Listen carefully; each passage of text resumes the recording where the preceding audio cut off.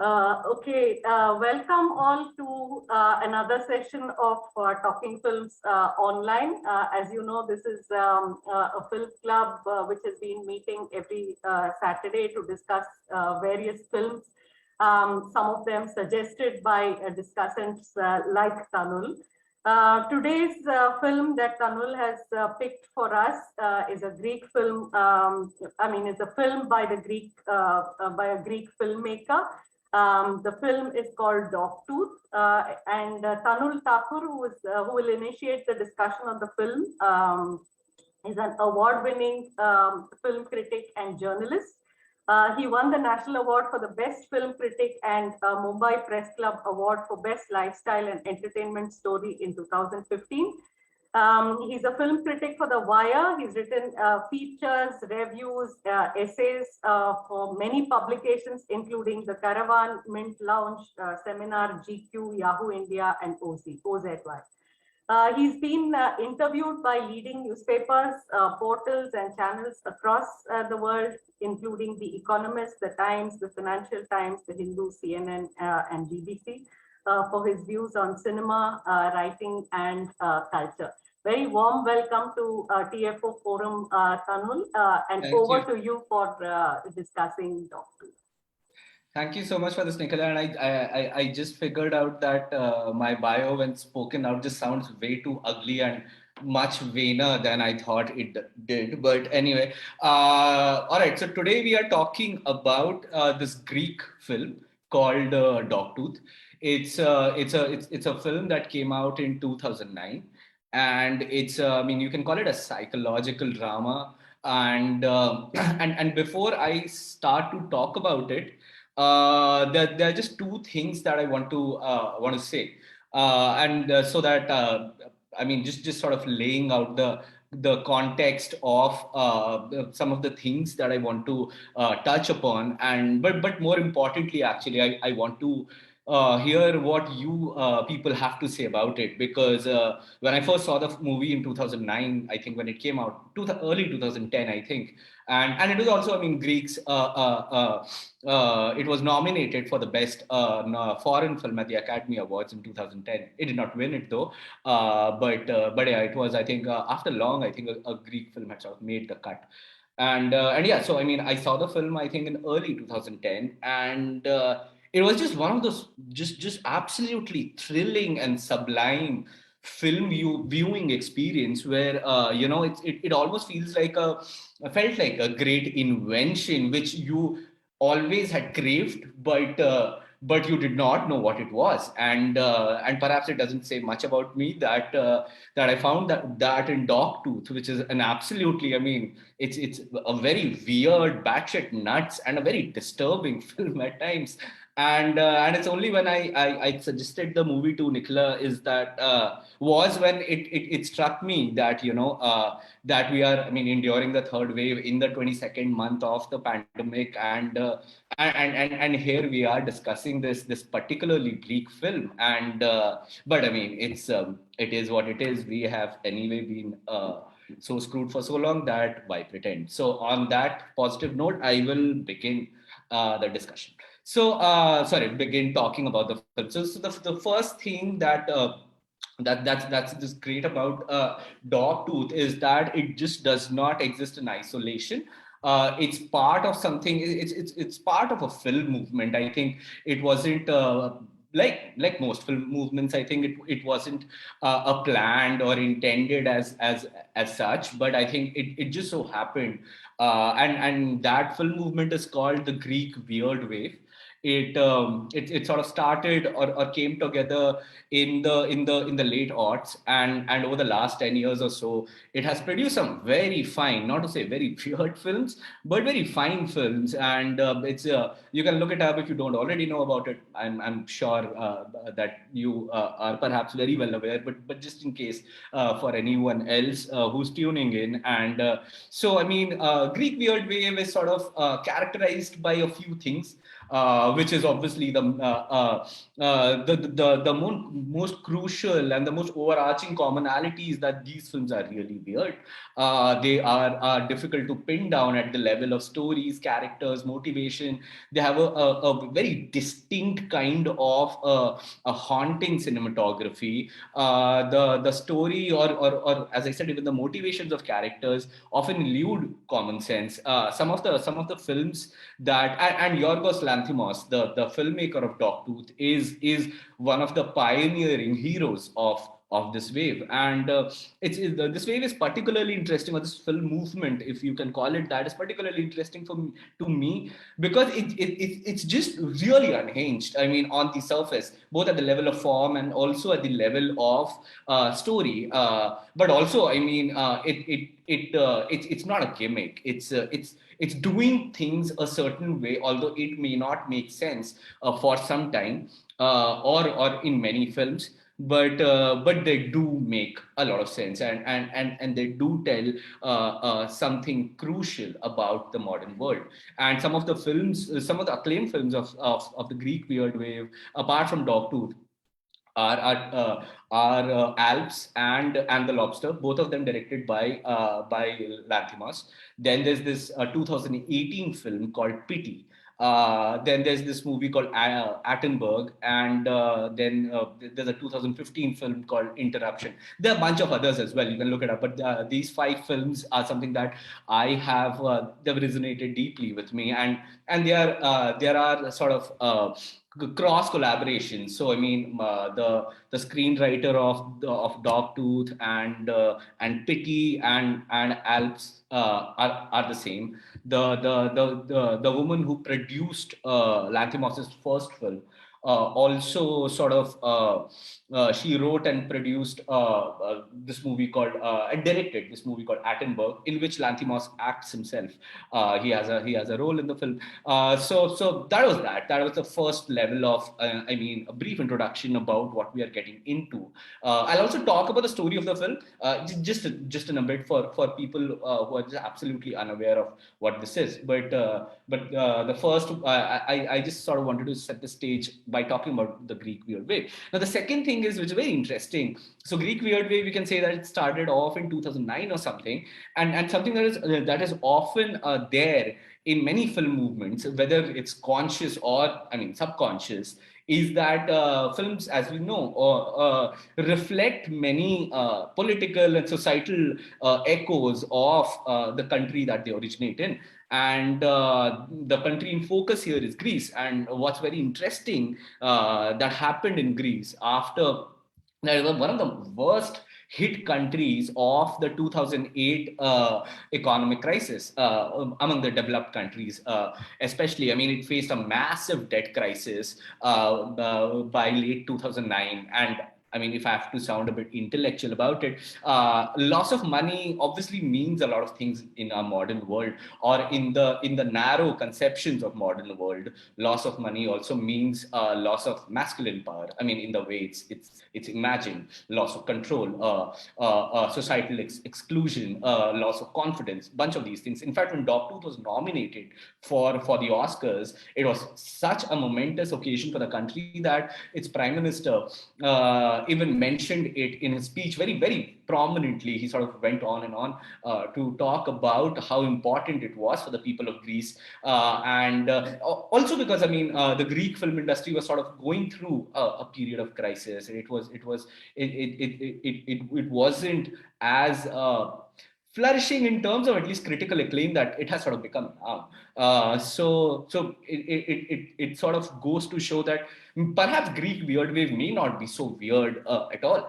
And in fact, if you look, something even more weird happened in 2012, early 2012, when Apple was valued at $400 billion.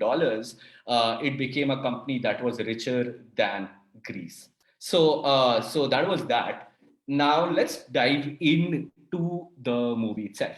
Now, before I talk about the movie, and discuss some of the things that have really occupied my attention. This film has almost been an obsession for me, as I said, for more than a decade. And one of the reasons that I said yes was that I really want to hear what you people have to say, because I've just, this movie has set in my head for such a long time that I feel that it, for me at least, I should liberate it and hear from others. But people who have just joined in or people who have not watched the film, I'll just encapsulate the story in a few lines. So Dogtooth opens to an estate, to a mansion in a countryside in some part of Greece. We don't know if it's town, it's a small town or a city and all of that. What we know that it's a huge mansion, or it's a mansion or a huge bungalow in which a family lives. There's a father, there's a mother, there is an elder son, and there are two daughters. I mean, these three children are, I mean, their ages are not specified, but they could be, I mean, they look adults. At any rate, they're at least late teenagers, if not adults. But they kind of look like adults. So and this house is governed by some very weird rules. These kids are deliberately fed misinformation about what the world is, how the world is. I mean, it is literally deliberately done through an audio cassette, which is their only mode of instruction, so to speak, where they're just fed just absolutely absurd meanings of things such as a sea or a chair. So sea could be something that moves quickly on the road. I mean, that's not the actual definition that's there in the film. I forgot, but you get the hint, right? I mean, you got the gist that it's and these kids cannot leave their house because the father says that the outside world is an absolutely terrifying place which will consume and destroy them. They are told that cats are the most dangerous animals and stuff like that. I guess you get the hint. And the father is a really controlling, almost strong man figure who really keeps the kids in control, and as a result, they have a very distorted view of the world, of themselves, in the way they talk, the way they relate to each other, in the way they do almost everything. And and amidst all this, and the father says that the only way you can escape this house, or the only way you can go out in the world outside, is when you break your canine teeth, which is a dog tooth. Now, the twist is these people are, as I said, almost if not adults, so their dog tooths are not going to break. And they are, destined to be confined forever. Can freedom exist in such overt, oppressive environment? Is, I mean, kind of what the film is about. I mean, so that was that. Now there are now I'll just talk about a few things about the film. I have 4 or 5 points in mind. I'll try to not make it very long and very boring, but there are few things that I said have sort of occupied me for a really long time, and I think it's the right time that I should just put it forward. And I would love to hear what you guys also have to say, not just about those points necessarily, but just what you thought about it independently as well. So, I mean, as I said, the first thing that strikes us about the film is just how weird it is. It's and the three main reasons that I was thinking about it, why that is the case. First, I'll give 3 points and then I'll explain. First, we get no context. Second, language. The third, confinement. All right, now I'll talk about that how this film is almost devoid of context. We get almost nothing about this family. We get almost nothing about the father. Why is he doing what he's doing? What are his goals? What happened to him? We get no backstory. As I said before, we get no character motivations. We get absolutely nothing. Just imagine you are being thrown into a house in which nothing makes sense. Maybe you would have experienced such a situation before, which is to say, well, your family. I don't know, but it's a very disorienting feeling where we absolutely don't know what's happening. It's just one weird scene after the other, and it's just. I remember when I was watching it for the first time, I think, not just for the first 30, 40, or 50 minutes. I think even when the film got over, because I mean, weirdness is it's plain, it's, and it absolutely does not make it easy for you. It does not simplify things. It does not spell things out. It does not whatever. It's essentially the inverse of a Christopher Nolan film. So first, it's that it's you just get we just get nothing. It is a world as it is. The characters accept it, and so do we. Now, what is very fascinating about this is that it creates a very unique tension of the points of view. So as I said, we obviously do not know anything about these people, and we are not given or fed any information, which means that we are as lost as the characters. But there's a crucial difference, of course. The characters do not know any other world than the one that they live in, but we do. And that sort of creates this very sense of beautiful and beautiful sense of subliminal tension throughout the film, wherein it's uh, you have the situation where the set of quote unquote normal audience members watching a group of people who are, again, quote unquote not normal, wherein our viewpoints and all of that may intersect. At least our empathies are there with them. We want, so I mean, later during the film, there is, not a spoiler, one the elder daughter tries to escape, so you are subconsciously rooting for her, that you should get out of this.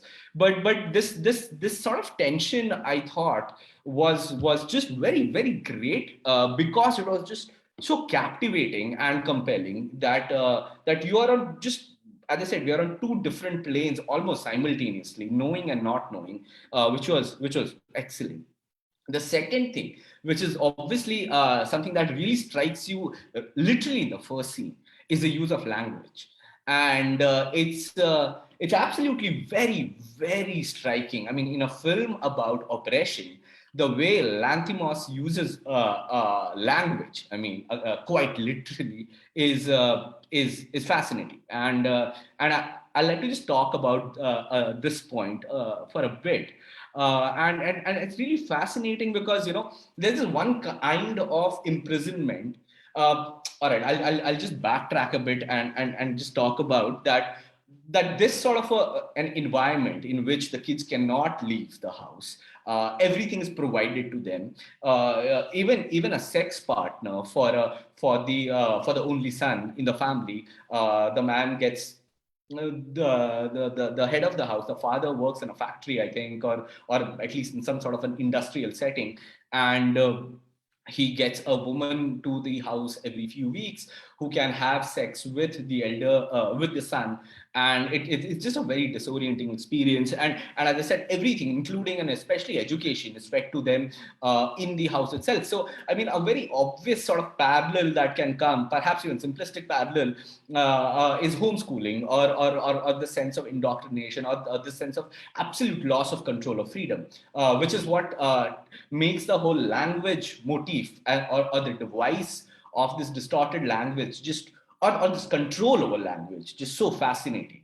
Because as I was saying, one kind of imprisonment is sort of concerned, or is obsessed with controlling people's bodies. It has indeed proven effective over centuries, witnessed through wars, mass incarceration, bodily torture.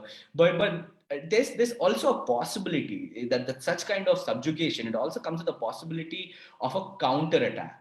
People can revolt if they can feel their chains. But if you want to control a group of people, or a population forever, without any bloodshed, without any army, then you have to first remove the chains. You have to first, or at least their illusion, which is what the father does in the film, and which is where a lot of, I mean, tension in the film, and a lot of moments of just absolute dread arise. So, I mean, as I was saying, a confined person demands freedom, but if you don't consider yourself enslaved, then the question of revolt doesn't even arise. The abuse can then just can become so mundane that it sort of resembles life itself.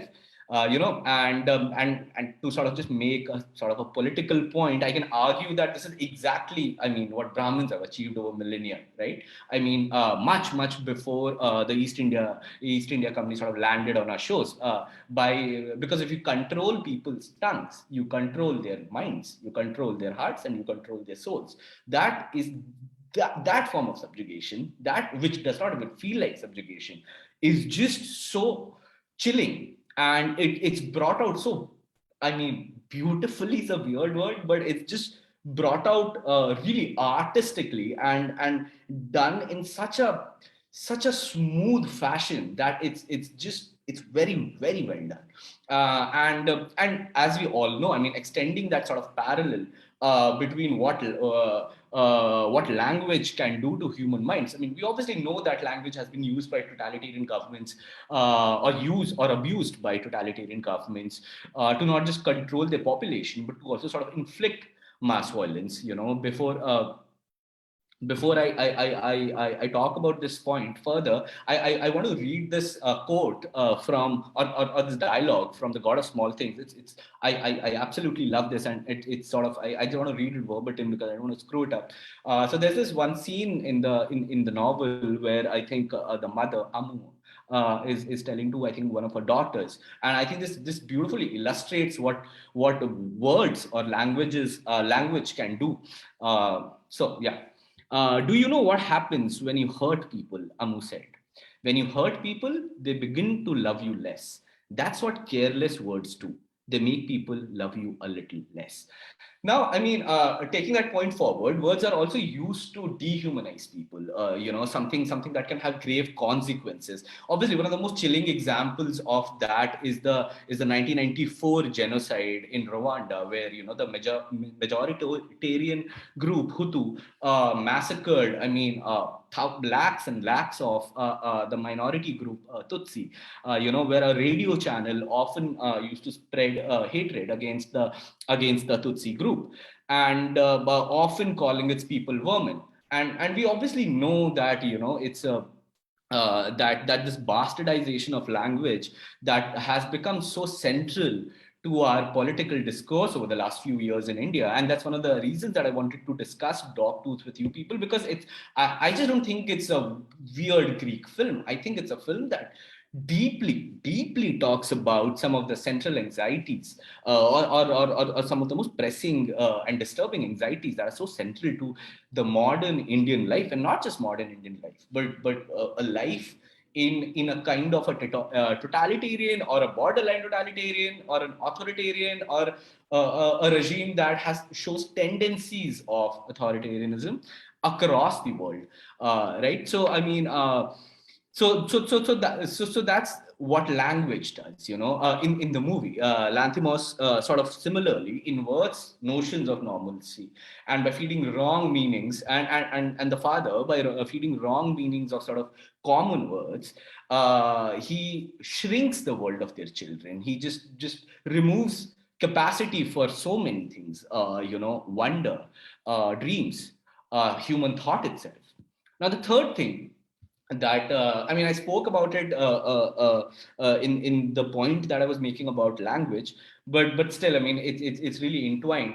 The third thing is the motif of confinement or freedom. Dogtooth, I mean, as it's really obvious, it depicts a very strange kind of confinement, right? I mean, the children are not literally confined. Which is to say that they have not been put away in a basement where they can't literally escape from. It's very similar to that 2008 Joseph Fritzl case, I think in Austria, where that man had um, I think sort of imprisoned his own daughter for more than 2 decades, subjecting her to all kinds of abuse, and she finally escaped in 2008, which sort of made a huge news.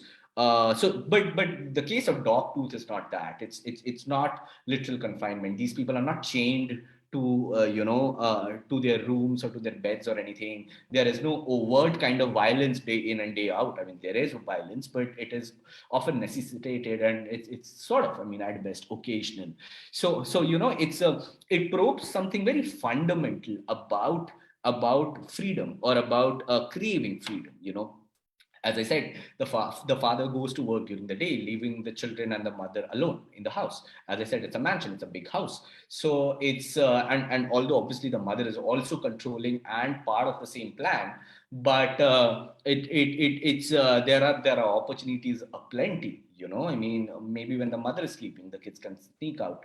Maybe when she is in a different part of the house, and they're sort of playing, say, in the backyard or whatever, that provides another opportunity to sneak out and all of that. I mean, all these things go on to say that it's not as if these people are under some sort of, I mean, literal jails, although obviously it feels much more oppressive than a literal jail.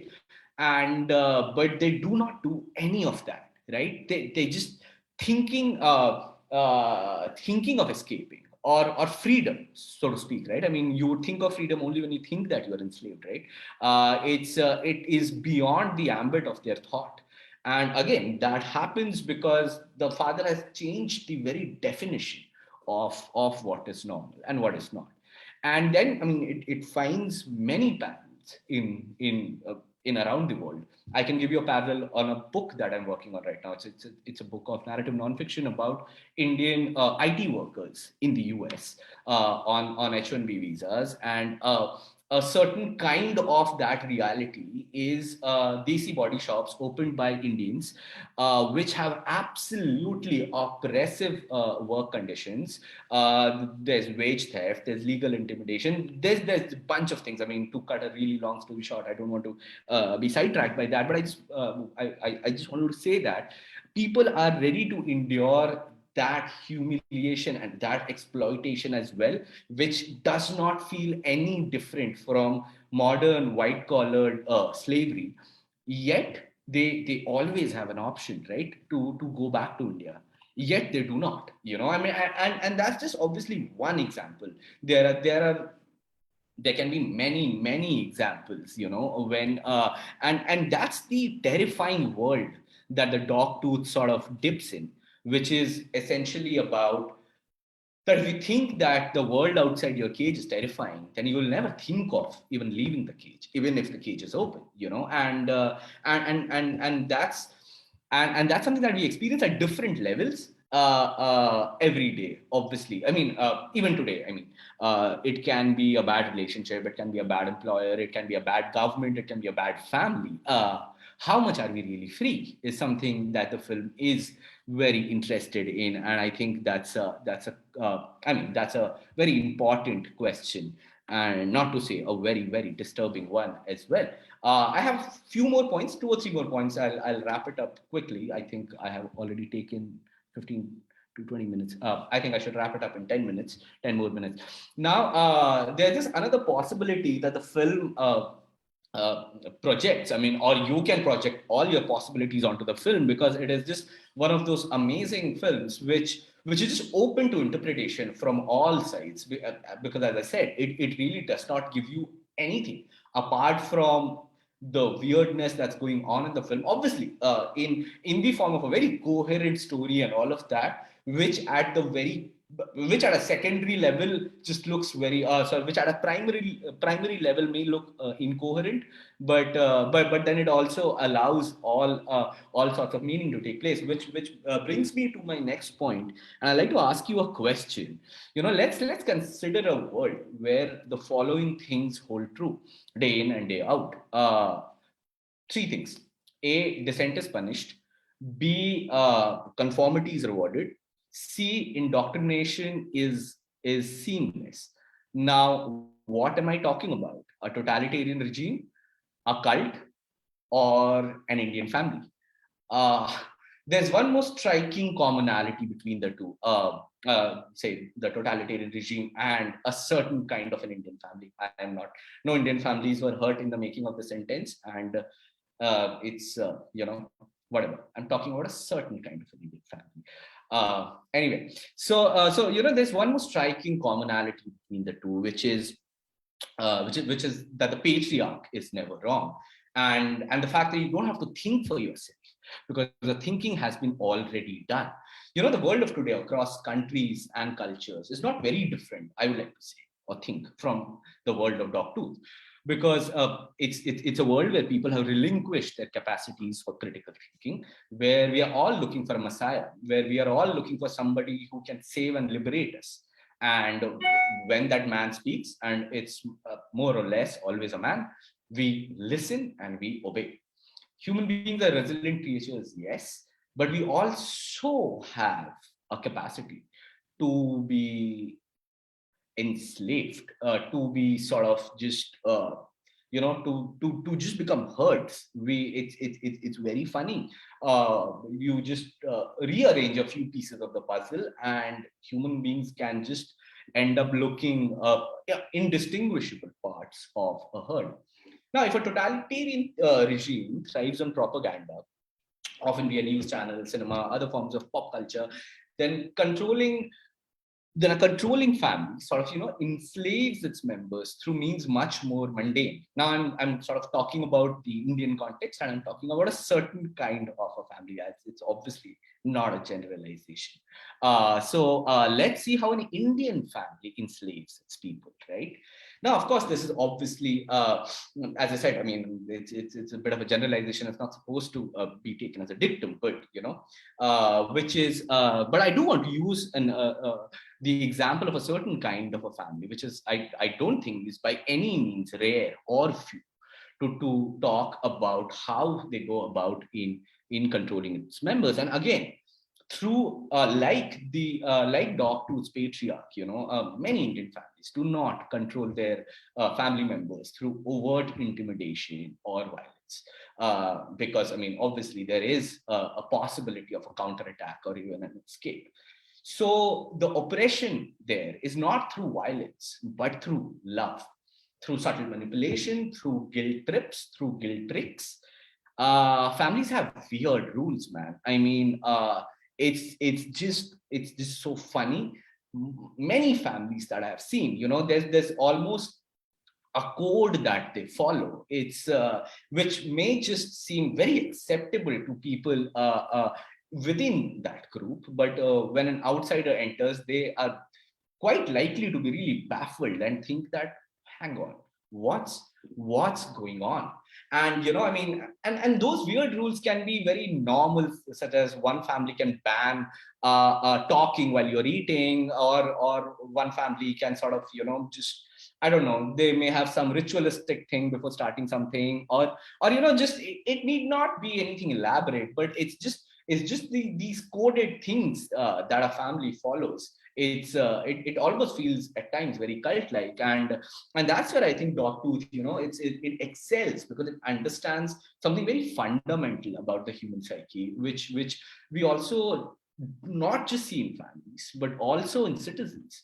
Electing a certain kind of government. I think that's where I think the film really excels in tying the generic and the specific, political and the personal, literal family with the concept of not just nation state, but also these larger ideas about loss of control, and or this tendency to dominate and relinquish possibilities for everything else in this world that sort of offers us ideally much more. Which brings me to the next point, which is shared madness, or collective psychosis.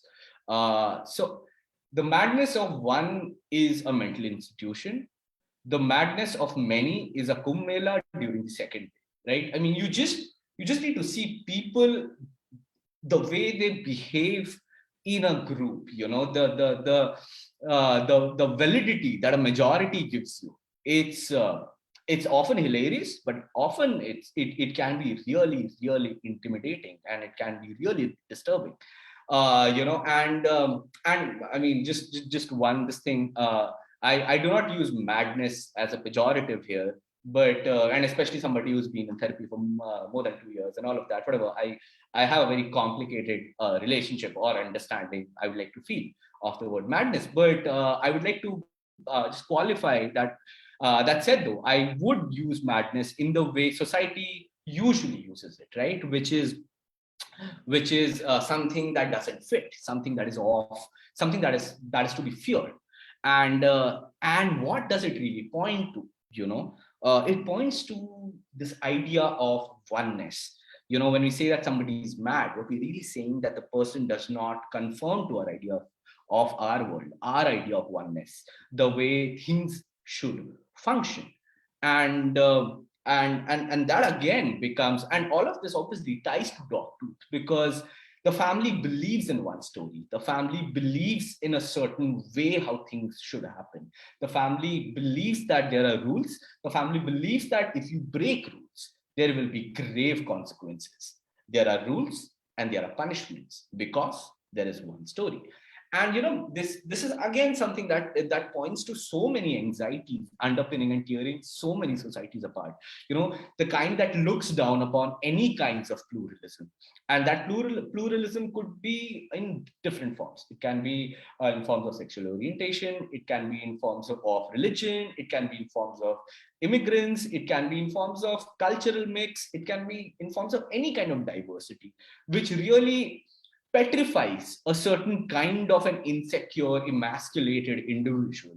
All those things are there in Dogtooth, and which really tells you, it's what this film is, or at least, I mean, that's how I saw it. But this belief at the same time is also prevalent in families, where the trajectory of a story, story with a capital S, is already decided. Good marks in 10th and 12th, a good degree, a good job, marriage, house, two kids, and so on.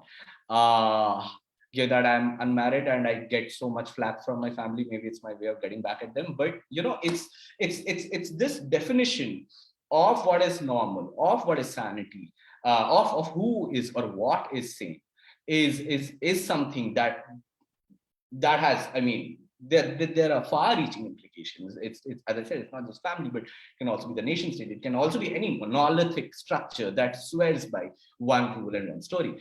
And shared madness is much more common than we think. I can point you towards a recent Netflix documentary set in Delhi, which is House of Burari, which was about, I don't know if you've seen it or you know about it, but I think you perhaps must be aware of the Burari deaths that happened in 2018, I believe, wherein 11 people of a family committed mass suicide. And because they believed in one story, they believed that if they do X, Y, or Z, this will happen to them. I mean, mass suicides are anyway not uncommon.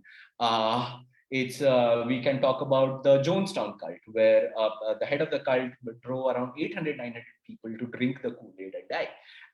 There have been other instances as well. I mean, and it doesn't even need to be as grave as mass suicides or something. I mean, just this common belief, or a common pernicious belief that can be shared by a few people, shutting out all engagements, all literal or figurative engagements with the outside world, can actually be very, very dangerous. Three more points. I swear I'll be getting done in 5 minutes. So now, these 3 points are kind of, they talk about the film language. They talk about 2 points actually. So yeah, 5 minutes. They talk about the film language and how Lanthimos goes about in saying what he wants to say. And I think this is where good filmmakers stand out from mediocre filmmakers, because as we know, a good film is not just a story. I mean, if you just want to write a great story, then why? If you want to just read or engage with a great story, or a literal great story, let's say it has good dialogues, good characters, and all of that, you can get that stuff from novels. You can get that stuff from short stories. You can get that stuff from whatever, from the written textual medium. But a film is a visual medium, obviously an audio visual medium, and Lanthimos uses it extraordinarily. And the fact that these people have been denied access to the outside world, which obviously means that there's something off about them, and it comes out, I mean, brilliantly in the film. Just think about, or just remember how these people move. There's a certain kind of, I mean, stiffness in them. The speeches are clipped, stilted. American film critic Roger Ebert wrote in his review that they almost sound as if, I think, they're reading tourist brochures. There's a certain level of inchoateness to their sense of being, to their mannerisms, to their gaits.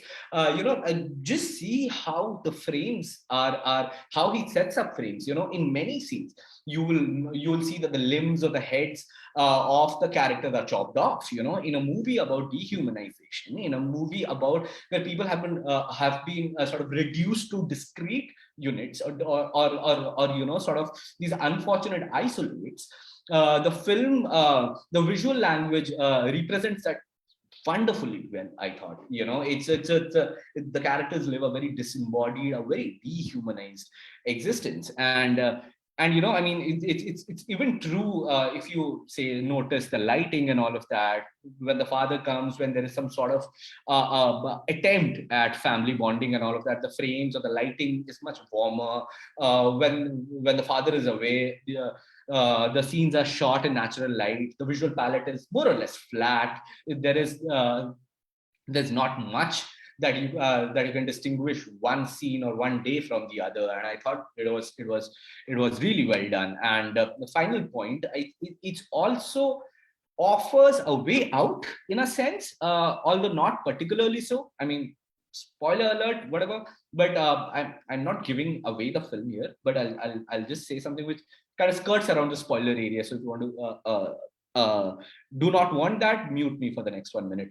The final shot of the film is not saying anything definitive about the fate of the woman who escapes, right? Lanthimos is not giving anything definitive on how to escape this sort of a regime, this sort of a family, this sort of a structure, but he offers some hints about if there is a way out at all, right?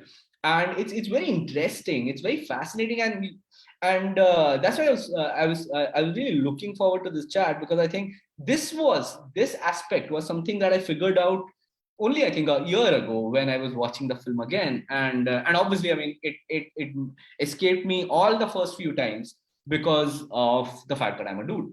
So I think there is also another fascinating layer to the film. I would say one of the most important layers of the film, arguably, that is an understated commentary on female rebellion. And if Lanthimos goes about in constructing this using a few means, he sort of creates a world where male and female segregation is very important. It's very valued. The man literally goes out of the house to earn a living.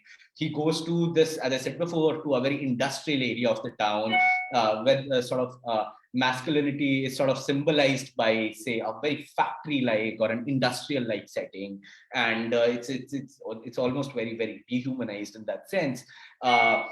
Then he uses these very interesting symbolisms, right? The ones about dogs and cats really struck out. He owns a dog which he wants to train. He's in fact even given the dog to a dog trainer. And I think early in the film, when he goes to retrieve his dog, the trainer says that the dog is not trained yet. And on the other hand, so dog in this sense can symbolize masculine authority, control, and all of that. And there are further examples in the film, which I'll just come to very shortly, which not proves this point. There's no proving anything here, but which kind of perhaps solidifies my thesis. And on the other hand, cats are said to be the most dangerous thing in this world. I mean, you can sort of see the parallels that he's setting here. Dogs, I mean, typically considered to be masculine in the popular conception and all of that. Cats, more feminine. In fact, in a later scene, to prep these people for self-defense against the most dangerous animal, which is the cat, he makes his children literally bark. A scene that I think recurs later in the film when in a moment of grave crisis. I can't say what happened, otherwise that'll be a spoiler. So he's constantly playing with these metaphors. He's constantly playing with these symbols, which is obviously, I mean, makes absolute sense to the larger point that the film is depicting of a very disturbing world, that freedom is sort of equated with masculine symbols. Confinement or submission is sort of related with feminine ones. Then there's this another point, which is about The fact that she thinks about escaping while watching a film. Now, it's really separate. It's really fascinating how he weaves in the language of film. It's almost a subtle commentary on the power of cinema, but I'll not go into that. But if you think about it, there's this one film that inspires her to sort of break her shackles, and that film is again an obviously very masculine film. Sylvester Stallone starring Rocky. She talks about she mouths a few, constantly mouths lines from the films and all of that. So which again sort of drives this point that even the thought of freedom can only come through sort of masculine symbols in a world that is so straight jacketed and sort of so almost fundamentally perverse and dangerous.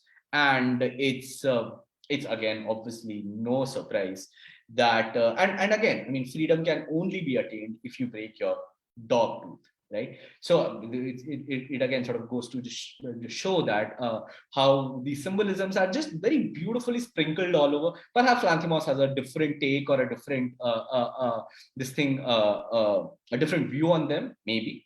But it's just a mark of really good filmmaking that it all makes sense if you're watching it from a certain vantage point or a certain point of view. I mean, at least I can say that I thought things started to make sense, and I think that's the beauty of great filmmaking, that it's not necessarily about being esoteric or anything, but it's just about how cohesive it is. And the final point is that it's not just the woman who breaks free, but the gift, which is those VCDs and those VCRs, in fact, tapes, are passed on from one woman to the other, and it sort of goes to show that how cohesive the film is in its own worldview, and what are the different kinds of things that it's tackling. And it leaves us with this very, very terrifying but a very pertinent question, which is that is true freedom even possible? And if it is, then what does it look like? And if at all we do get true freedom, what price are we ready, or do we eventually pay for it? Thank you so much. I think I spoke a lot, but I'm done. Tanul, thanks very much for introducing the film in so many diverse ways. You were looking at the narrative, you were looking closely at the form. You introduced us to Yorgos Lanthimos's oeuvre. So thanks a lot for this really wide-ranging presentation on the film. The film is now open for discussion. Anyone who wants to come in at this point? Can I, Nikhila? Yeah, Geeta, please go ahead. Yeah. Thank you, Tanul. As Nikhila said, it was indeed very interesting and wide-ranging openings that you have provided for us to enter into an analysis of this film. One of the things that struck me while watching it was this seems like, the Fontrap family raised to the power of infinity. Because there also you have this controlling father who dresses his children in uniform, and there is that whistle, which is a signifier of power and subjugation. But this seems to take that kind of parental control to its extreme. And in terms of the setting and the visuals of the film, it kind of reminded me of the television series, The Big Boss, like where, you put characters into a house and then watch the dynamics of the power relations and their interactions and all that happening there. So that was another thing that struck me. And also this issue of language. See, on the one hand, you have this father figure who is completely in control of every aspect of their children's lives. But when it comes to language, in his own weird way, he seems to be kind of liberating the way we look at language itself. because language is its own prison. You know, a chair is a chair, it cannot be a table, and vice versa. But here you have the father who talks of zombies as flowers, and of course that can lead to utter confusion, and one can reach a semantic impasse when it comes to the comprehension of language. But somewhere I thought it was also freeing language from its own prison. And another aspect about the film was the father is concerned about the desire, the sexuality of the son, but he has equally grown up daughters, and that is not, a concern for him. So for a start, these are some of the things I would like to say, maybe something more as the discussion progresses. Can I add something to that? Yeah, sure. Yeah, please. That's actually an excellent point, Geeta. The first point about the use of language and how the film frees it.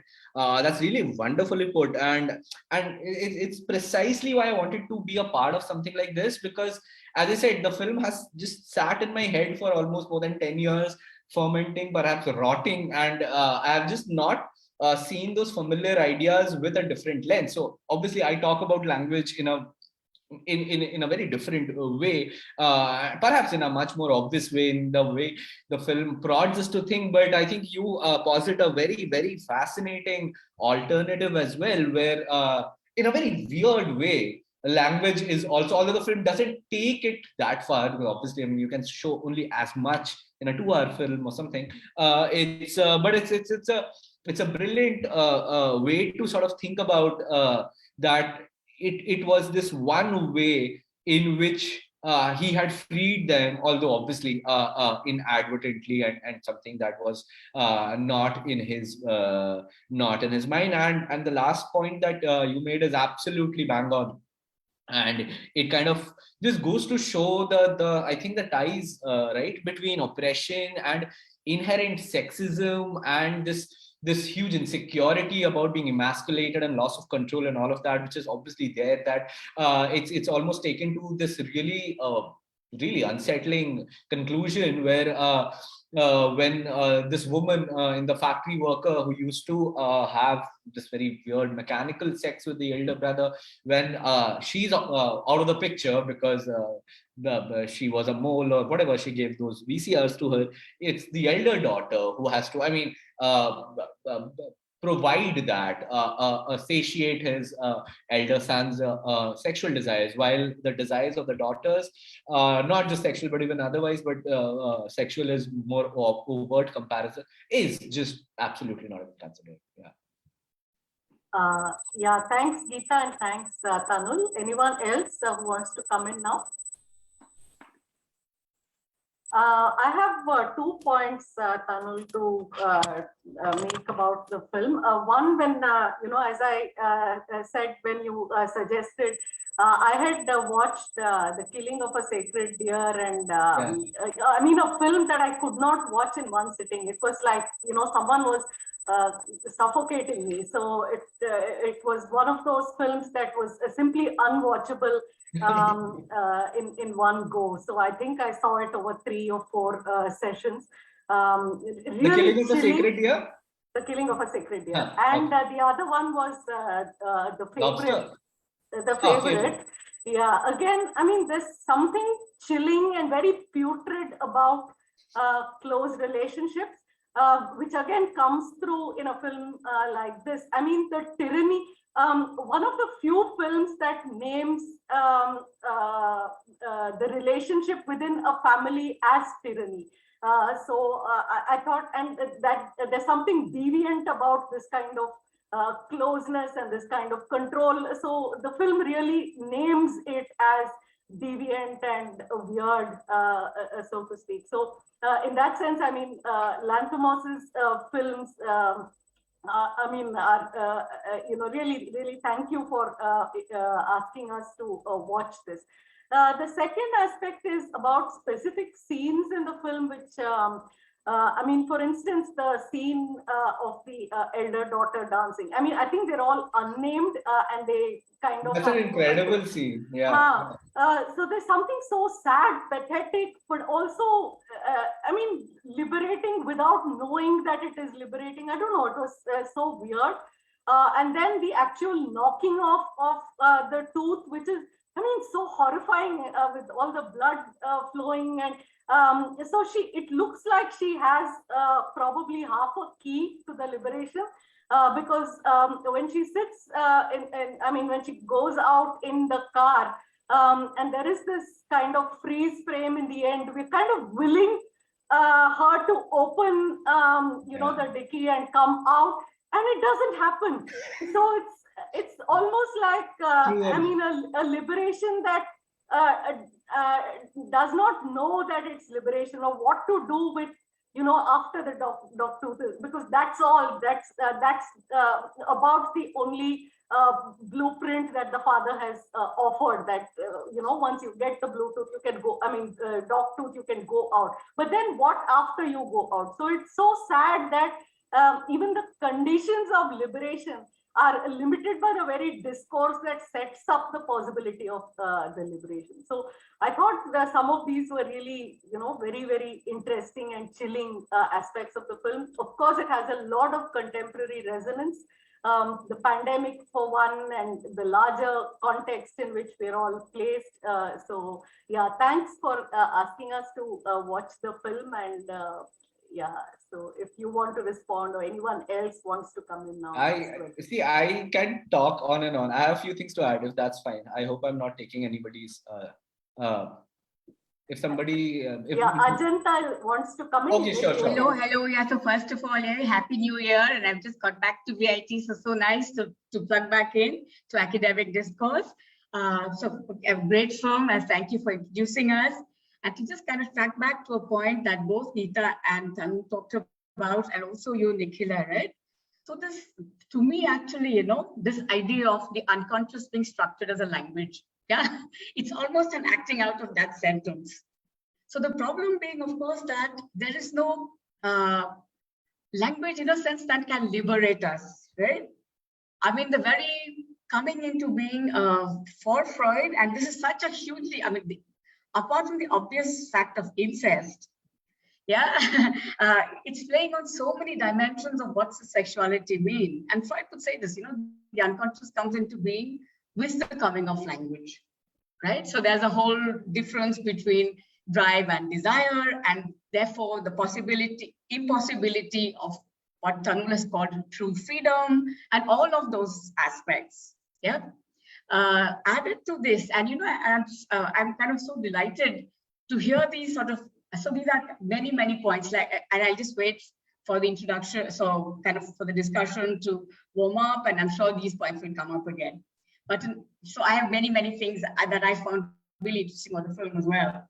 But to go back to also the introductory remarks, yeah, and one of the things that was so pleasantly kind of music to my ears, yeah, the sort of comparison that Tanul was making about, in a kind of broad sense, you know, the relevance of psychoanalysis to India. And I'm so tired of these discourses, you know, about does the psychoanalysis only refer to the Western man and all of that. Yeah. So part of the sort of, you know, part of the sort of power of Freud's idea of the Oedipus complex is that he's then able to extend that idea to many social formations. And one very interesting, and which is the product of his time, the, you know, group psychology, right?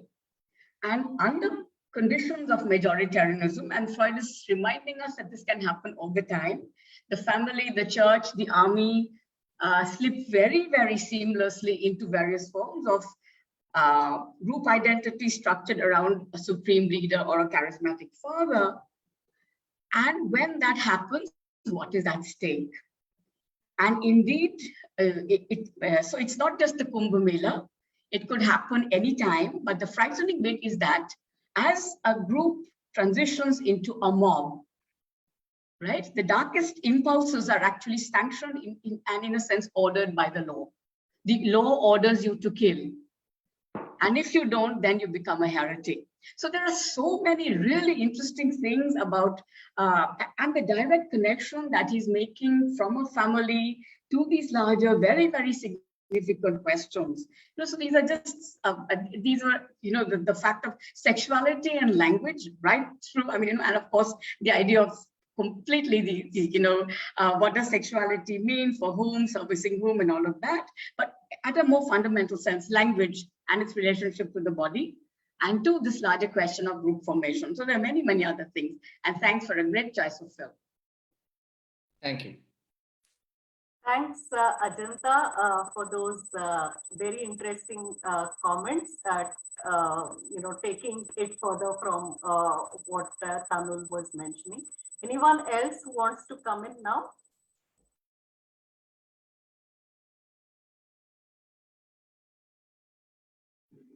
Hi, I just have a couple of questions. Whoever wishes to take it up.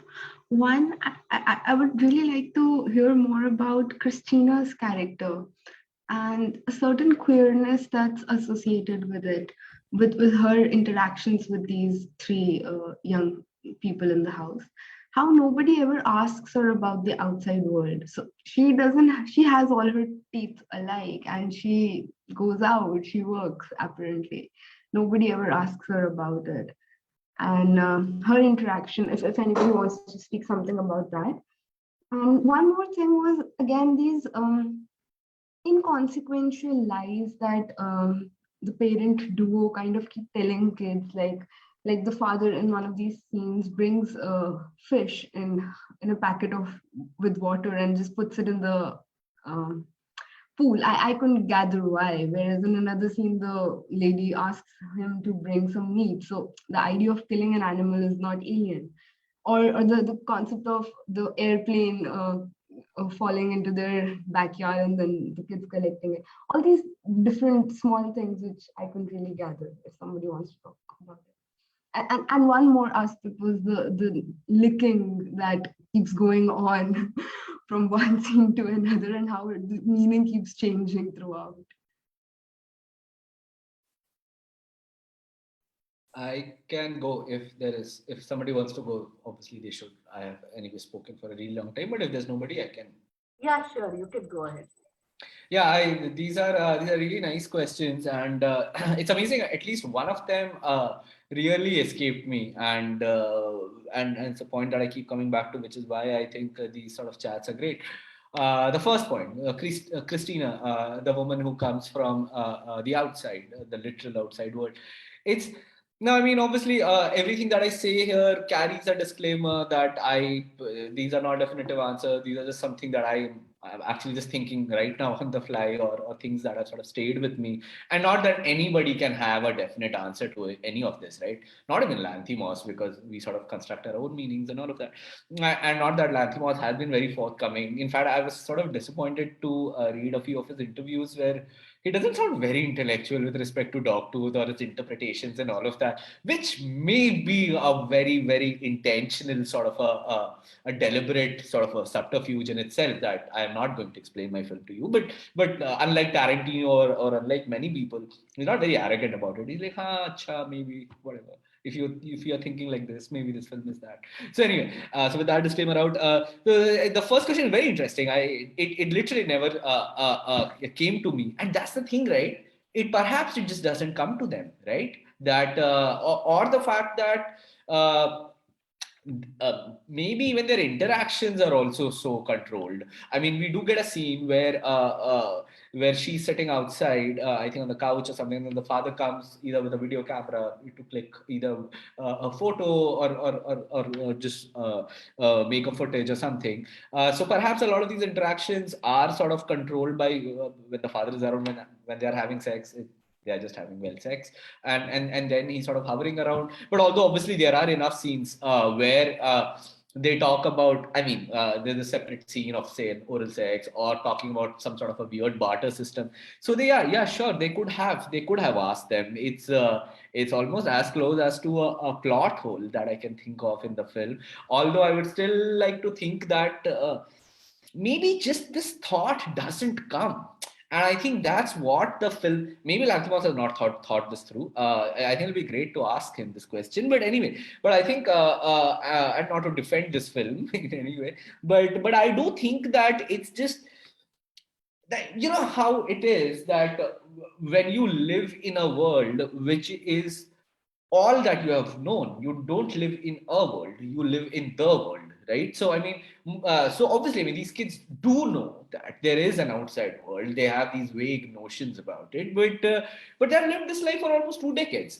They have just been so seamlessly indoctrinated and all of that or whatever, that it perhaps it doesn't occur to them, is the only thing that I can say. It's And I think, responding to your second question, which is about, I think, uh, the whole thing about the fish, or say the aeroplane and all of that, right? Was that your second question? Yeah, I think that makes sense to me. I mean, I think that is just extending, making their lives even more mythic, extending the web of lies, but shutting them off further from the outside world, exerting even more forms of control, exerting even more control through these weird memes, right? I mean, now this dude is just cooking up stories on the fly, so why just stop at one, right? And the more nutty these stories are, the more difficult it is for them to escape, the more easy it is for him to exert control. That is one way I can think about it. Maybe there is more hidden meanings and all of that. In fact, and perhaps there's much more intellectual ways to engage with the film. In fact, I was watching something a few days ago, and I think some Brit woman has made this 35-minute long video essay talking about this Lacanian analysis, which is a very philosophical school of thought. I'm obviously not educated enough, but I watched the whole video. I did not know that school of thought, but it kind of like just matched one on one. And I was like, damn, this movie is even more deeper than this, which you never know. So, I mean, there could be that there are some symbolisms, there's something that this thing harks on to back to, but what I can just think from the top of my head is that it's sort of, it's just one more a way to shut them out further. What was the third thing? That was also very interesting, but I'm sorry, I forgot. It was about this the licking that keeps going on. Yeah, yeah, that is just, I mean, that's also just something I wanted to mention in my this 30-minute rambling that I did. That this movie is really funny at times. It's funny in a way that it's very difficult to you. I almost felt ashamed. I feel almost ashamed every time I laugh whenever something like this happens in the film, or something that what Nikhila beautifully described, that you're not really sure what's happening. Is this a plane of poignancy? Is this plane of absolutely bewilderment? Is this plane? And Dogtooth is often in between crevices. And I think that's always a marker for me of a great film. Coming back to your question, I mean, it's again, it's, I think, just a way to show just how disoriented they are. I mean, what is first a sexual favor by Christina, by the elder daughter to Christina, is absolutely just interpreted in a totally different context, right? She thinks that licking is a standard language for asking for favor. Now, licking what though? Though is a question that even she doesn't know. Answer she doesn't know. So she says, I don't know, man, lick wherever. So that I think the younger daughter, I think I remember she licks her shoulder, and she's just sitting there, very stoned face, thinking, huh, okay, whatever. But maybe this is the rules of these are the rules of the normal outside world, which she's just found out. So I think it just sort of, for me personally, that's all I can say. It sort of really solidified for me not just these levels of disorientation, but also just a comprehensively imprisoning this system is. Yeah, thanks, Ruchika. Anyone else who wants to come in now? I'm sorry, I'm just going to make one more point, which I'm sure everybody noticed. I'm just putting it out in this talk. How in the second last scene, the other two children, they kiss. And how up until now in any sexual act that's been shown, kiss has not been included. And probably that could be one of the symbols of love as a radical way of getting out of any totalitarian thought regime.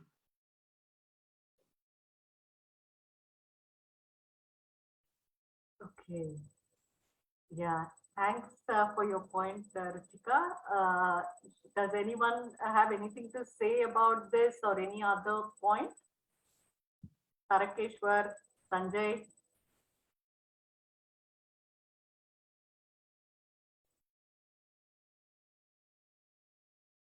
Rajan? Yeah, Tarakeshwar, please go ahead. Yeah, thank you, Tanul, for asking us to watch this movie. It was fascinating to look at it. So I look at this film as a kind of experiment in understanding the question of what is a society and what is socialization. I think obviously the kids are brought up in such a way that they lack quote unquote socialization. So what we know as being part of the society, they lack that. So the normative behavior, how one should be in a society, is lacking in them. But interestingly, it is not completely asocial. There is a norm that is being set up within that world, within that family. If family is the single smallest unit of the society, so in that smallest unit, there is a norm that is there. And however, this norm is different from the norms that exist outside the world. I'm using the word norm. I can also use the word, just now Ruchika used, inconsequential lies. So all of us are told these inconsequential lies by our parents when we were kids. So we come out of those lies, or we grow out of that as we socialize and as we come into adulthood, or when we grow our own dark tooth. So in that sense, this category called inconsequential lies is important. So there is nothing but, I would say, a kind of norm. So every society will have certain kind of norms which the members have to abide by and then act accordingly. But every society also has to manage what it perceives as abnormal, but it has to manage it. So in this, in the context of this narrative, sexuality is one such thing which the family has to manage. So that's why they bring in Christina. That's why they try to do different kinds of things, pairing up the kids and things like that. So they're trying to figure out how to manage the question of sexuality within this small society or within the family, or slightly allowing something else to come in from outside to manage the sexuality. But in spite of that, there is a lot of curiosity among the kids. One is that has been answered in a way that once you get the dark tooth, you can experience all those things. So, but you need to have certain condition. You need to go in a car to the outside world. Otherwise, there's something else will happen to you. So the fear of the other, but the fascination of the other, both are in operation.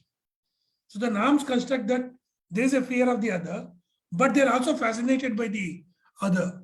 So that is quite interesting. And what Geeta said about Big Boss and the movies that others also referred to, where the kind of questions about socialization, when a family tries to cut off itself from the outside society and starts acting like a society on its own, how far it can be manageable? Is it a kind of cult, the question that you also raised in your presentation, which is trying to change the society, but because the society is dominant now, it only operates in a secret manner as a cult, away from the society. It can be seen like that too. Or it can be simply a kind of experiment that is happening about what is the appropriate norms for us to be governed by. It is not a kind of collective exercise. Any system will try to think about these things. And as you also pointed out, the larger context in which we are living is a kind of new society that is coming in. It is also thinking in these terms of what is the appropriate way of controlling individuals. But interestingly, in this film, they're not trying to do away with the category of family itself, though they are abandoning all kinds of other social institutions, but family as an institution is they're holding on to. And interestingly, whatever the ideologies that we have seen in the past, all these ideologies have operated through family. No ideology has been able to question the family itself. But of course, there are films which experiment with the notion of family too, where there are not where there's only monolingual member. Somebody left in the forest. What happens to them when they are brought up by animals? That kind of stuff. But that apart, apart from these experiments, all ideologies have accepted this notion of family. That is quite interesting. I thought in this film too, the family is accepted and given, and about what is the appropriate way of living and bringing up children and managing the sexuality are the questions that explored in the narrative. I thought. I think I am taking too much time. Let me stop here. Can I add something? Yeah, Yeah. sure. Can I add Please a go point? ahead. Yeah, please go ahead. Yeah, Ajanta. am I taking Tanul's time? No, Nay. Am I cutting No. into anybody's time? All right. No, So, no, Ajanta, Tarkeshwar, exactly, so the problem that this family is trying to manage is the problem of sexuality, right? And that is the history of Sigmund Freud. Huh? So, I mean, it is around human, for him, of course, the transition from nature to culture happens around the repression of the incest taboo. Yes, that taboo takes various forms, from the days of Sophocles to the days of DOGTOOTH. But the fact that particular and sexuality is so much for Freud an arena of control, right? So for me, what was so interesting is that this question of control is directly interwoven with, of course, the family. For Freud, whether it's the father or the divine father of Christianity or the supreme leader of the Third Reich, there is the kind of subservience that these different social formations require us to, or interpolate us to, are actually kind of slip quite easily into each other. I mean, there are so many things I want to say about how, and there is actually, I mean, the entire oeuvre of feminist filmmaking is precisely to not only the feminist filmmaking derives in some ways, begins from the insight that the family is the seat of the neuroses. It's especially oppressive for women. And so there's a whole kind of, range of experimentations with film form, with narrative form, in terms of what alternative cinema can look like. So those templates are certainly there.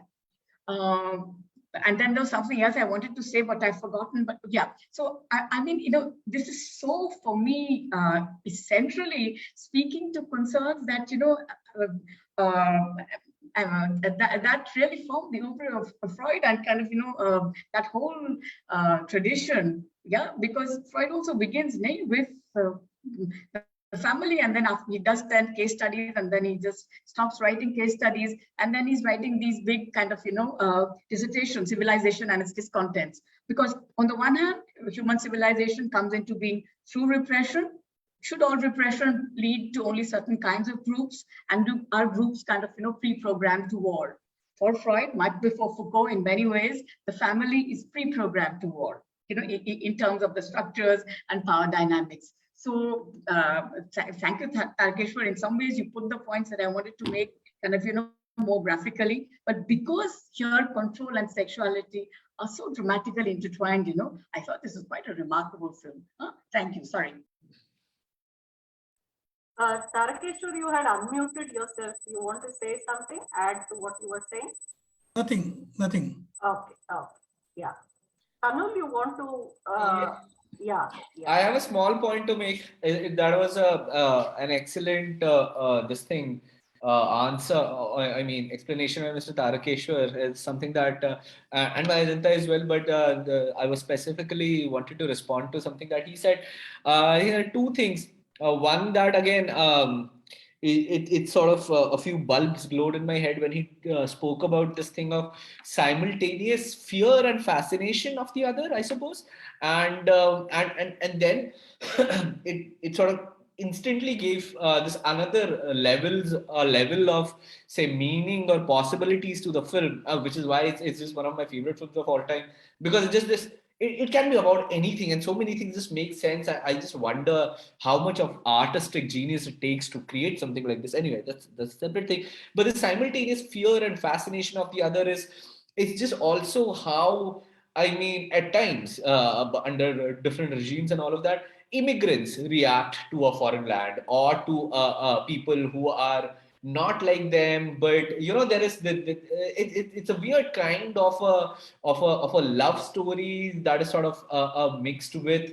I mean, you know, there's hesitation, there's a bit of fear, there is a lot of intellectual or cultural curiosity and all of that. And it sort of just came to my mind, not just because I'm working on a book on that, but like just in general about these conversations about who this say the land belongs to, or who's an outsider, who's a lot of those things find stark parallels in Dogtooth, something that I had not considered. So it was something just for me. I want to say this loud. Second point, something that Mr. Tarkeshwar also kind of hinted at was.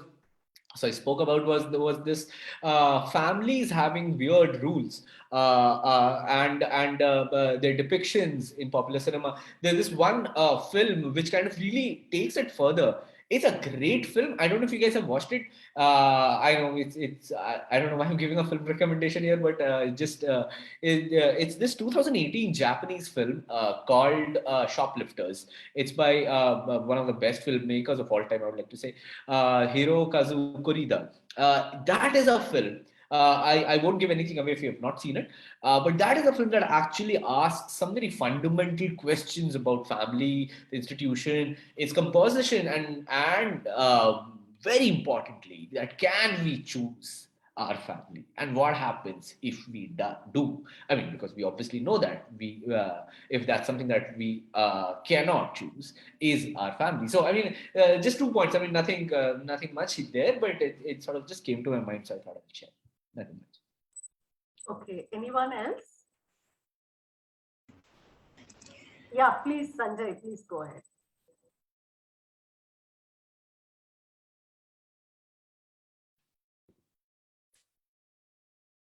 Sanjay, we are not able to hear you.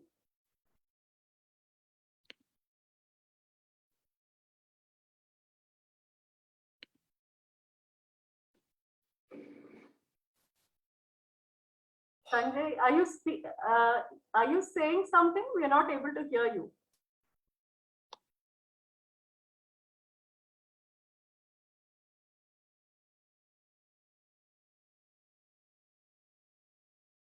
Okay.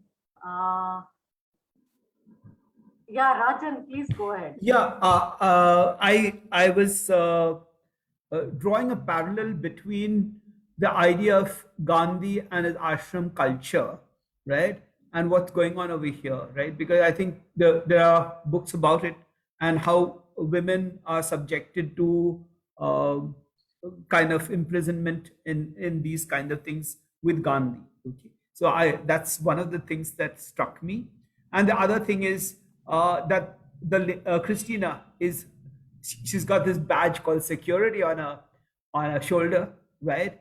And how security is sometimes a threat to what you're protecting. Yeah, so that's it. I don't know what to say. Okay, Sanjay has rejoined. Yeah, I lost connectivity actually. Meanwhile. I know. Yeah. Please go ahead. Yeah, please go ahead. There are some stray thoughts, in fact, coming from the discussion rather than something original, but still I want to talk about them. It's like I was thinking in how many different ways this person is controlling the members of his family, and how he is exercising his power through brute force or ideology. That is, one of them is controlling the language. So what happens, like as Geeta was also pointing out, like the language, how it functions, then it restricts our way of thinking. But I was thinking about the way Saussure talks about the language, that these words, I mean, the signs are arbitrary. So based on this, we call a table, that there is no particular reason for that, but it is based on conventions. So that reminded me of a play, a short story rather, written for children by Eugene Ionesco. And there, they start calling different objects by different names. Not so something like, I don't remember exactly. So table can be called pen can be called bottle can be called something else. So that is basically playing, with words to show the arbitrary nature of signs. And that happens in the society at a larger level, in a community. But here what happens is that it is controlled by one person. So whether a table will be called a pen or pen will be called chair, that is decided by one person, and it is not based on convention. So that becomes very oppressive, and it becomes as an effective way to control these three children. Another is to control the outside influence. So whatever is coming from outside, it is in one of the conversations, he says that we have to save our children from the outside bad influence. So whatever is coming from outside is bad influence. It's again the way any authoritarian system works, that it tries to, it says, it proclaims that it is saving, it is protecting the people from outside bad influences. And the same thing may happen in the family also. Then there is the use of brute force. So even brute force is there, because it's not only ideology. So you have, for example, this father hitting one of the children with that VCR cassette, and again he's also hitting that security girl. So he's also exercising power through brute force. Another method employed is the narrative. He is controlling the narrative. He is telling stories, all false stories, fabricated ones. So, for example, that there is a brother, one of the brother who is staying outside the campus, and this fellow believes, that the boy believes, and he even talks to him, and they sometimes throw some pieces of bread or something to eat. So they believe in this narrative that there is one of their brothers who lives outside this campus. Then another way of controlling is through media. So for example, there is the song of Frank Sinatra, which has completely different what you call text. I mean, the lyrics are completely different, and this person, the patriarch, is explaining this song. First of all, he is saying that this is sung by this is a song of the grandfather, which is not. Actually, it is a song by Frank Sinatra, and the lyrics are completely different. But he is presenting as something like, you love your family, love your father, father loves you, a completely distorted picture of reality through the media. So all of these things, they create such an atmosphere where any, like in this case, a patriarch or someone who is very authoritarian is in a position to control, to exercise the authority. But on the other hand, all these people, they also, like these children, they have accepted it. and they are in their games also. You will see that they are practicing endurance. It's like how much can you bear, how much can you tolerate, and their tendency is to that to increase that tolerance, and someone who has the maximum level of endurance wins in that game. So in other words, there is what we call voluntary servitude, like voluntary servitude, uh, that on their own will, of their own will, they are surrendering their will, you know, to be governed by this authoritarian figure. So we can, discuss this film through this perspective, that how ideological state apparatuses work in the family. That's all. Thank you very much. And thank you, Tanul, for suggesting this film. It's a wonderful film. Thank you. I'm glad you liked it. Thank you, Sanjay, for the I- elaborate discussion. Yes, Tanul. Yes, go ahead. Is this unnatural that a speaker who introduces the film talks a lot about it even afterwards? No, not at all. You're just falling into the pattern of TFO. Okay, Please okay. go ahead. I just I feared that perhaps I'm just talking a bit too much. Sanjay just makes this incredible points. I actually wanted to talk about these things, but I thought that there's just so many things else that I also wanted to talk about. But I mean, it's exactly that, and there are one or two more things. And actually much more than that also, if you really go about it. But I think he just made this excellent point about this the way the father, I think, hits the Christina with the VCR tape, saying that you are bringing bad influence or something and all of that, right? And it's a Greek film.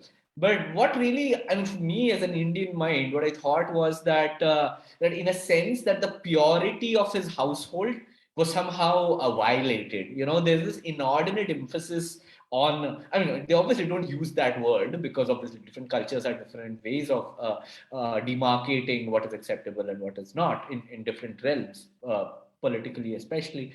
But I thought there was this very, I mean, they were just very short of using the literal word purity, which I thought was obviously, it made a lot of sense. And just two more things that I think Sanjay laid out really well. This one is this, again, inordinate insecurity, obsession with threat of security. I mean, this breach of security, right? I mean, there are all kinds of narratives being bandied around, right? I mean, the fact that a cat is the most dangerous animal, the fact that your brother is no longer alive, and stuff like that. If you go out to I mean, obviously there's this very obvious thing about DOGTOOTH itself and all of that, but it all kind of like really points you towards a certain kind of a society, a certain kind of a state. I mean, I didn't literally didn't want to use the F word here, but I mean, fascism is sort of something that comes to my mind. But although obviously I think that DOGTOOTH is a much richer and a much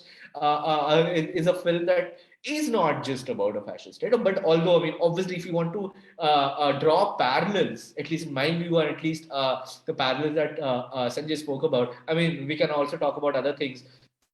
Apart from manipulation of mass media and all of that, there's also this overt censorship. I mean, he literally hits them with a VCR. I mean, it's the film censorship of the most overt and violent minds, and we all know that a lot of these dictators or authoritarian leaders or strongmen and people like that, what they really fear of is people broadening their minds or sort of their intellectual curiosities via a piece of cinema, music, art, anything that sort of speaks to them through that, which is why there is this a lot of emphasis by all kinds of governments on what is acceptable to be shown on cinema or on TV, and what is not, right, from Iran to India to I mean, many other countries, and obviously North Korea. And there was this one more point that I wanted to make, but I forgot, which I think serves me well. I've been talking a lot.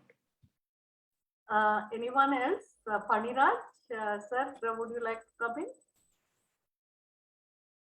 Yeah, Nikhil, I I like the movie very much, and it's a very, as Tanul said, it's a very much open-ended movie, and that's how a movie on contemporary regimes, I mean, either very personal family regimes or societal regimes, or as it using as a metaphor for a state or whatever it should be open-ended like that, liable for many interpretation. That's the power of the cinema and power of the visuals, which as Lathamos may be revealing in his many interviews, he knows it or he may not know it, because each of the visuals signifies something, or normal signifier is there, but it may be signifying some other thing also.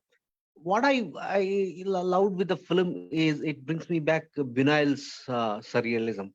Buñuel's surrealism, what he uses in a very matter of fact surrealism, he uses in Exterminating Angels or Discreet Charm of Bourgeoisie, where nothing unnatural happens. It's everything which is in a controlled world, with bourgeois world things that it can control, or elite bourgeois world things it can control.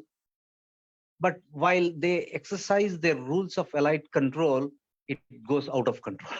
All of a sudden, something misses, something from alien world enters, and everything goes haywire. And you cannot control it. Okay, so the language of control. So Louis Buñuel always in his kind of realist surrealism, what I can call in his Exterminating Angels or Discreet of Charm of Bourgeoisie, where you are having every calculation right and tight to control, but somewhere you miss something, you misuse all the vocabulary of the word and human beings, and then you face the consequence opposite of it. So here also Lathamos, though he wants to say that it's a very regimented, controlled family, it leaves out many openings there. Openings in the language itself. In the language itself, you see that the very first scene starts with a tutorial, right? For each word, which we know already. I mean, as he's told, as an audience, we know what is the meaning of that word, but opposite meaning is put into it for the because the younger ones should not be able to understand the real meaning of those language, those words. So they want to conceal it. They think that they can hide the what is called as violent, rough, or what you call resistant meaning of language, and disguise them in a kind of a soft thing, so that they will not be understanding the violent language or a rough language, or a, what you call a kind of a resistant language. So they want to manipulate it like this and keep them calm. Like when you say zombie, you say it is a yellow flower. You see, it's entirely distorting a language. Okay, that means whenever you see yellow flower, which is life-giving, is a part of a flora and fauna and ecosystem, you want to distort that, and you want to bring fear of ecosystem, natural ecosystem into the being. So you want to instill fear in them. So whenever they ask pussy, I mean, they say it's a darkness which engulfs the light. Okay, so they want to hide the language like that, but how long you can hide that, right? And second thing is the use of sex as a language. Sex is for the reproduction that father and mother knows they have, but they want to keep their son and daughter away from that idea of sex as a natural human reproductive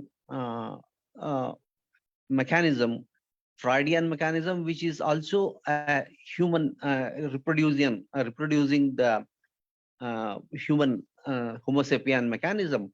They want to hide it. So the sex is used by the son to control his libido. That's all, just libido. So that because that libido may bring the rebel, like what it did in Agnes Varda's movies. Like it may liberate you. Libido may liberate you, and you may escape from the control world. So they want to satiate that libido and hide the reproductive part of it. But because since is again in a Freudian way that libido shown with phallus is one that is exurating, but the libido of woman, the two girls, is satiated with licking. But how long you can go on doing it? Because once you want to bring a lion element into you, that this very protected world, protecting everything by changing the language. Now you're bringing a woman who is also having a libido, who just don't want to enjoy the intercourse just like mechanical. So she reveals very in a very metaphorical way. She reveals to her that sexual action to their that one of the daughters to lick the cunt, to lick the pussy, right? So I mean, the as long as you want to distort the language, you want to undermine the meaning of the language, it hits back at you. It does something. Somewhere you have to sell them some lies. So always lies keep multiplying and goes in chain, but breaks at one point where you say that when you get your dark tooth is out, you can go out and sit in the car and escape. So violently that happens because that elder girl who is been what as I said contaminated by the outside world is the one who rebels. So how long you can distort the language, either it is fascism or a family patriarchal family this thing, somewhere patricide has to occur. How it occurs is a matter of time, but he also opens that kind of angle to the film, shows that what a distortion of a language can do to your own power. So sometimes we think that it is infinite. You can go on distorting and finally have a control. But is it possible? That's the question Lathamos is asking. And when he's doing it in 2009, I think his Greek society and polity, he had very much in mind, because the kind of lies about open market and European Union was falling around them, and he was knowing what is happening. So he may be thinking of bringing it metaphorically. So it's a very open-ended and a very dialectical film, which I liked it. These are the few points I wanted to make about that film. Thank you very much, Paniraj sir, for making all those points about the film. Tanul, you want to respond? It's a great point, and the whole thing about Bunnell was just so bang on. I mean, it's just obviously there, surrealism infused with this sense of realism, right? Like it's I think it's one of the biggest questions of the film. No, that's what it feels like. At what point does surrealism ends and realism begins, or vice versa? And if you want to like mold it into the cast of human relationships, or say familial relationships, I would like to say that at the cost of sounding out morbid, is that at what point does oppression ends? Uh, and love begins, or at what point does love ends and when oppression begins? And this is his final point. I have a special liking to, which is the lies of the free market capitalism, and which sort of ties in, and this great convergence, as I sort of said at the start of my intro, which is that Greek weird wave, which is a very much a late 2009 or a 2009 phenomenon, sort of it's coincidental, maybe it's not, that it sort of coincides with one of the most remarkable economic depressions in the history of Greece, and definitely it in the history of the modern first world countries. So yeah, a lot of things about this film, it makes sense. And interestingly, Tanul, uh, he is making films post Angelopoulos, where Angelopoulos used, I mean, a lot bigger epical metaphors to show how the bourgeois economy is falling down. And Lathamos brings almost a banal kind of surrealism. That's very interesting for a film, Greek film world. Right. Absolutely, absolutely, and other people have also spoken about this. That there's obviously banal, as you said, but there are also these very interesting sort of, I mean, echoes, if you want to call it that, of filmmakers like say Michael Haneke, filmmakers like say, I mean, you can feel a bit of Kubrick coldness in it. You can feel a bit of, it's these very disparate sort of influences. There's this one film that I want to watch. I was while preparing for my the talk or whatever. I looked up its wiki page obviously to just check some of the release information. But something that really struck out at me was that there's a 1970 film by Arturo Ripstein, which sounds very familiar to the story of Dogtooth, which is essentially that there's a confined family and all of that. And I looked up Arturo Ripstein is obviously, I mean, this just phenomenal filmmaker himself, and he was inspired by, I think, this something that happened in the mid 1950s, and it was a real life story where I think a father had sort of confined his children in a very specific way, which sort of also goes on to say that the the bizarreness of Dogtooth may not be so bizarre after all, and even when we are talking about films, just in terms of like film language, or just in terms of how life sort of riffs on, how cinema riffs on what life gives us, has much more parallels than I can than I had actually thought of, and it was only while sort of looking into preparing some sort of an intro thing for our chat today that I have figured more ways to like and admire Dogtooth, and there were a few things that I had not considered, and especially some of the things that many of the things actually that you guys have said. It's been phenomenal actually. It's been very educative for me personally. Okay, any final points? Paniraj sir, you're still unmuted. No, I'm muted. Sorry.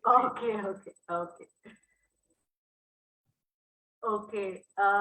If there is nothing else that you want to say, I would like to thank all of you for joining the discussion today, especially thank Tanul for taking time out of his busy reviewing schedule and writing for The Wire, and joining our discussion, late evening discussion. I think I warned you, sometimes the good discussions really go on. Today's been one of those days. So thanks so much for suggesting the film and also for taking part so enthusiastically in today's discussion. And thank you all. See you Thank next you, time. Tanul. Thank you, everyone. Thank you, Tanul. Thank you, Nikhila. Thank you, Yeah. Gita. Bye. Thank you. Bye bye. Good night. Bye. Good Bye. night. Good night. Take care.